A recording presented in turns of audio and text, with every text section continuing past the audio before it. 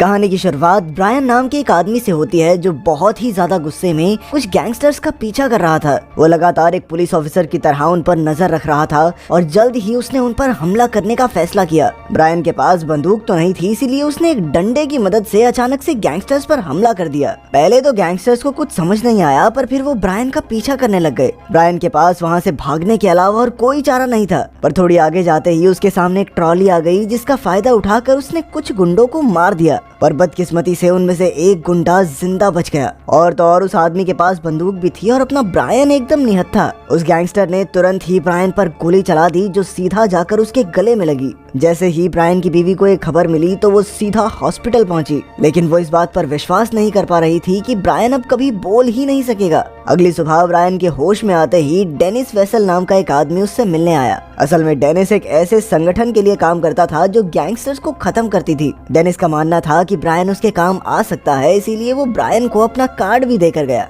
अगले ही दिन से ब्रायन की तबीयत में तेजी से सुधार आने लगा और उसकी ठीक होने की रफ्तार देखकर सभी लोग काफी हैरान थे। लेकिन अंदर ही अंदर ब्रायन अपने अंदर हिम्मत इकट्ठी कर रहा था, क्योंकि उसके लिए ये सब बहुत ही ज्यादा मुश्किल था। और तो और वो पहले की तरह अपनी पत्नी से अपनी बातें भी शेयर नहीं कर सकता। उसकी हालत इतनी खराब थी कि फिलहाल अगर वो चल पाया तो भी बहुत बड़ी बात होगी। ब्रायन को नकली वोकल कॉर्ड्स लगवाने में कोई दिलचस्पी नहीं थी और इसीलिए कुछ ही दिन बाद डॉक्टर्स ने उसे वापस अपने घर जाने की इजाजत भी दे दी। ब्रायन भी अपने घर पर ही आराम करना चाहता था, पर वो ये भी जानता था कि उसकी जिंदगी अब पहले जैसी नहीं रहेगी। घर पहुंचकर ब्रायन की नजर उस क्रिसमस ट्री पर पड़ी जो उसने अपने बेटे के लिए सजाया था, और उसे देखते ही ब्रायन को एक बार फिर से अपने बेटे की याद आने लग गई। ब्रायन को हर जगह अपने बेटे की शक्ल दिखाई दे रही थी और तभी उसकी नजर एक अखबार पर पड़ी, जिसके किसी पन्ने पर उसके बेटे की मौत की खबर छपी हुई थी। उसकी बीवी चाहकर भी अपने पति की कोई मदद नहीं कर पा रही थी और शायद इसी वजह से वो खुद को इस सिचुएशन में बहुत लाचार महसूस करने लगी।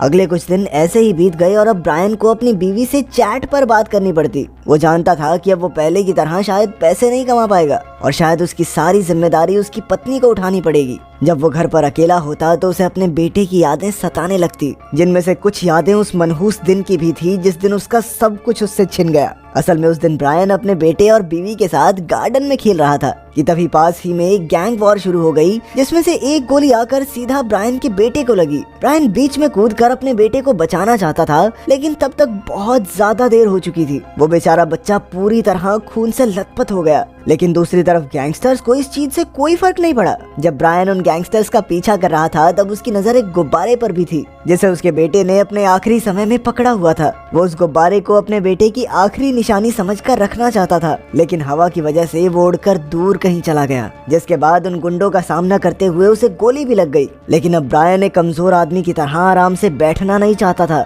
बल्कि उसने तो ठान लिया था कि वो अपने परिवार के साथ किए हुए गुनाह का बदला लेकर रहेगा। और इसके लिए उसके पास एक बहुत बड़ा प्लान भी था, जिसमें उसके बेटे की साइकिल भी शामिल थी। ब्रायन के अंदर बदले की आग जल रही थी और वहीं उसकी पत्नी ने भी पूरी तरह से उसका साथ देने का फैसला किया। अभी ब्रायन को डेनिस वेसल नाम के उस आदमी की याद आई जो उसे अपना कार्ड देकर गया था। वो ये जानना चाहता था कि क्या डेनिस उसकी मदद कर सकता है, इसीलिए वो उसके कार्ड पर दिए हुए पते पर अकेला ही पहुंच गया। असल में डेनिस पुलिस के ही एक खुफिया डिपार्टमेंट के लिए काम करता था और उसका इंतजार करते हुए ब्रायन की नजर उसके ऑफिस में लगी हुई कुछ तस्वीरों पर पड़ी, जो शहर के सबसे बड़े गैंगस्टर्स की थी। उन सब में से एक वो आदमी भी था जिसने ब्रायन को गोली मारी थी, और उस गुंडे का नाम था पलाया, जो शहर की सबसे बड़ी गैंग का लीडर भी था। ब्रायन तुरंत ही उन सभी गैंगस्टर्स की तस्वीरें खींचने लगा, क्योंकि वो जानता था कि आने वाले कुछ दिनों में ये सभी लोग उसके निशाने पर होंगे। थोड़ी देर बाद जब डेनिस वहां पहुंचा तो उसने देखा कि ब्रायन पहले ही वहां से निकल गया था। असल में ब्रायन के हिसाब से उसका काम यहाँ पर पूरा हो गया था,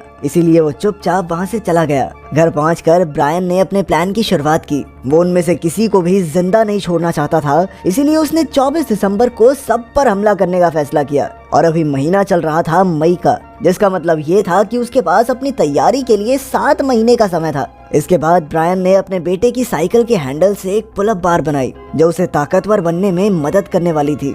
साथ ही उसने बाकी की एक्सरसाइज करने के लिए भी बहुत सारी चीजें खरीदी। उसकी पत्नी दूर रहकर भी लगातार उसका साथ दे रही थी। वो अपने पैसों से ब्रायन की सभी जरूरतों का सामान लाती। अब ब्रायन की जिंदगी का इकलौता मकसद सिर्फ अपने बेटे की मौत का बदला लेना था और वो इसे पूरा करने के लिए किसी भी हद तक जाने को तैयार था। शुरुआत में उसके लिए एक्सरसाइज करना काफी मुश्किल था, पर धीरे धीरे वो मेहनत से खुद को ताकतवर बनाता गया। इसके बाद उसने एक गाड़ी भी खरीदी जिसे वो अपने मिशन में इस्तेमाल करने वाला था। अगले कुछ महीनों तक ब्रायन लगातार अपने हथियार इकट्ठे करने में लगा रहा। कसरत के साथ साथ वो न्यूज भी सुनता था ताकि उसे गैंगस्टर्स की सभी गतिविधियों के बारे में पता लगता रहे। हथियार इकट्ठे करने के बाद ब्रायन को एक और बहुत मुश्किल काम करना था। असल में अपनी बीवी की सुरक्षा के लिए उसे काम खत्म होने तक उससे दूर रहना होगा ताकि कोई भी उसकी बीवी को नुकसान न पहुंचाए। अगले कुछ दिनों तक ब्रायन ने लगातार गैंगस्टर्स के अड्डों पर नजर रखना शुरू कर दिया। साथ ही उसने उनके सभी ठिकानों की तस्वीरें भी खींच रखी थी और उसे अब अपने बदले के अलावा और कुछ नहीं दिख रहा था। साथ ही धीरे धीरे बंदूक के साथ उसका निशाना भी जबरदस्त होता जा रहा था। एक दिन जब ब्रायन कुछ सामान खरीद कर दुकान से बाहर आया तो उसकी नजर पलाया पर पड़ी। ब्रायन तो उसी वक्त उसे खत्म करना चाहता था, पर तभी उसने देखा कि पलाया बच्चों के साथ बहुत अच्छा बर्ताव कर रहा था। 2 मिनट के लिए तो ब्रायन ने अपना मन ही बदल लिया था, पर थोड़ी ही देर में पलाया के आदमियों ने ब्रायन को पीटना शुरू कर दिया और अंत में पलाया की गर्लफ्रेंड ने ब्रायन के ऊपर पिघली हुई आइसक्रीम भी गिरा दी। उस दिन ब्रायन ने एक बहुत ही जरूरी सबक सीखा कि लड़ाई के वक्त वो कभी भी अपनी भावनाओं को खुद पर हावी नहीं होने दे सकता। इसके बाद उसने अपना पहला शिकार करने का फैसला किया। उसी रात वो एक गैंगस्टर के घर में घुसा और उसे किडनैप करके अपने घर ले आया। लेकिन वो गुंडा ब्रायन को अभी भी वो कमजोर आदमी समझ रहा था जिसे उन्होंने पीटा था,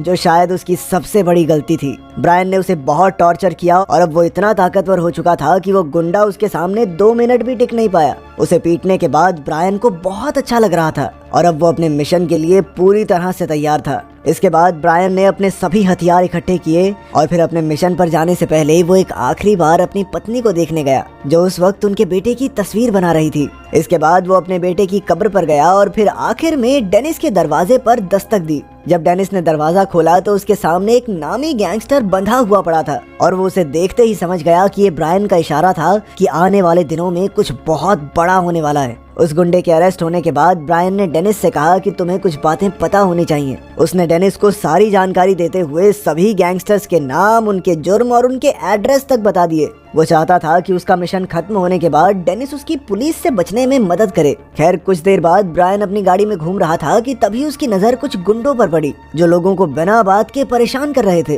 पहले तो ब्रायन ने उन्हें अनदेखा करने की कोशिश की, पर फिर उसने अपना मन बदलते हुए उन गैंगस्टर्स पर हमला कर दिया, जिसके बाद ब्रायन ने एक एक करके उन सभी को खत्म कर दिया। इसके बाद उसने अपने प्लान की शुरुआत करते हुए सबसे पहले पलाया गैंग के अड्डे पर 2 उंगलियां फेंकी, जो उसने उन्हीं के साथियों को मारकर काटी थी। उन उंगलियों को देखकर सभी लोग हैरान थे, पर उस रात उनकी गैंग का जो भी आदमी बाहर आया वो वापस जिंदा बचकर अंदर नहीं गया। ये सब देखकर तो अब पलाया भी काफी डर गया। इसीलिए उसने अपने सबसे खास आदमियों को काफी सारे पैसे देकर ब्रायन को मरवाने की कोशिश की, लेकिन ब्रायन के सर पर तो खून सवार था। उसने उन सभी को चुनौती देते हुए सीधा अपनी गाड़ी उनके अड्डे में घुसा दी। वो उन सभी पर लगातार अंधाधुंध गोलियां बरसा रहा था। सभी गैंगस्टर्स ये देखकर हैरान थे, क्योंकि किसी ने कभी सपने में भी नहीं सोचा था कि उनका दुश्मन एक ऐसा आदमी होगा जिसके गले पर गोली लगी हो। ब्रायन ने हर उस आदमी को मारना शुरू कर दिया जो उसका पीछा करने आया। मानो वो चाहे जिस मर्जी गाड़ी में आए, उसका अंत ब्रायन के हाथों ही होगा। आखिर में उसके पीछे सिर्फ एक बाइक ही रह गई थी, तो ब्रायन ने उसे भी उसके साथियों के पास ऊपर भेज दिया।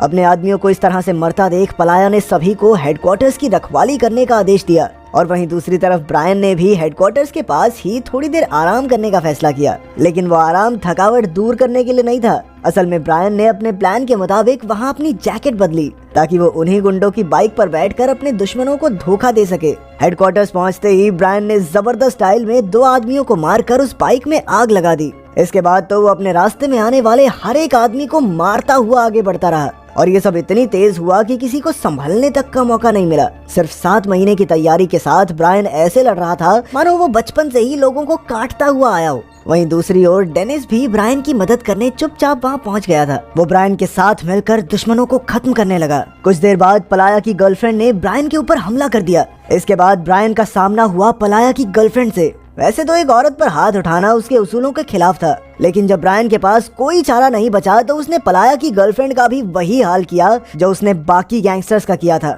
इसके बाद वो आखिरकार पलाया के सामने पहुंच ही गया। उन दोनों के बीच जबरदस्त लड़ाई शुरू हो गई। ये समझ पाना बहुत मुश्किल था कि आखिर इनमें से कौन जीतेगा, लेकिन आखिर में ब्रायन ने पलाया को खत्म कर ही दिया। उसकी 7 महीने की मेहनत आखिरकार सफल हुई। पलाया को मारने के बाद ब्रायन को आसपास अपने बेटे की शक्ल दिखाई देने लगी और अब उसके चेहरे पर एक प्यारी सी मुस्कान थी। वहीं दूसरी ओर डेनिस भी ब्रायन के लिए बहुत खुश था और उसने ब्रायन से वादा किया कि उसके खिलाफ कोई मुकदमा